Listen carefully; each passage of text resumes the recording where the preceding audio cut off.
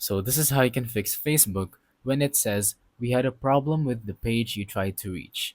So this is currently a problem that a lot of people are facing right now, and it can be one of two things. Number one, you haven't updated your Facebook, and number two is that you are super low on storage. Now, let's try to fix number one. You can either delete your Facebook and then re download it, or go to the App Store and then search for Facebook once again.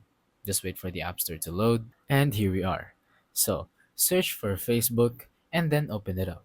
If it says open in that blue bar, that means it's fully updated to the latest update. But if it doesn't say open, if it says something else like update, then it means you are outdated and you're supposed to update it. That should fix the problem.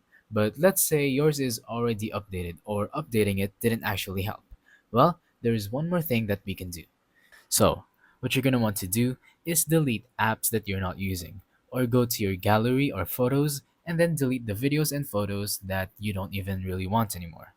This is how you can keep track of your storage and keep it low because Facebook needs some storage in order for it to function properly like any other app.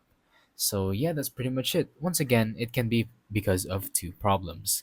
Either your Facebook is outdated or you have no storage. So, that's about it for this video. Thank you for watching.